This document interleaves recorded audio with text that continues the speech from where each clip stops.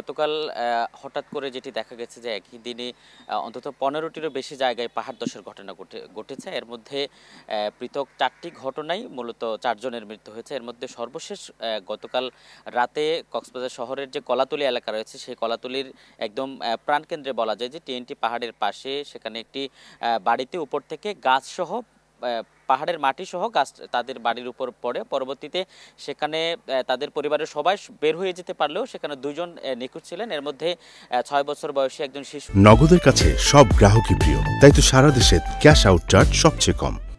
তাকে প্রায় ১ ঘন্টার ব্যবধানে তাকে উদ্ধার করা হয়। তিনি জীবিত ছিলেন। পরে প্রায় ২.৫ ঘন্টা চেষ্টার পর মিম নামে ১০ম শ্রেণীতে পড়ুয়া একজন স্কুল ছাত্রীকে উদ্ধার করা হয়। তিনি অবশ্য উদ্ধারের সময় তাকে মৃত অবস্থায় উদ্ধার করা হয়েছিল। সর্বশেষ আমরা যেটি যে প্রশাসনের এবং তথ্য পেলাম যে গতকাল এই ৪ জনের মৃত্যুর পরেও আমরা রাতেও ভারী বৃষ্টি হয়েছে। আজকে সকালেও কিছুটা বৃষ্টি, তবে এখন সকাল থেকে বৃষ্টি নেই বললেই চলে। কিন্তু প্রশাসনের পক্ষ থেকে বারবার বলা হলেও কেউ কিন্তু এখনো পর্যন্ত পাহাড় থেকে সরে নাই এবং অনেক ক্ষেত্রে প্রশাসনের লোকজনকেও মাঠে দেখা যাচ্ছে না। তারা অনেকটা মাইকিং করে দায় সেরে নিচ্ছেন। ফলে কক্সবাজারে এখন চলতি মৌসুমে অর্থাৎ পাহাড় ধসে মৃত্যুর মিছিলটা অনেক বেশি দীর্ঘ হচ্ছে এবং হয়তো এটি আরও অনেক বাড়তে পারে যদি এখনই সচেতন না হয় এবং এখনই প্রয়োজনীয় কোনো উদ্যোগ না নেয়।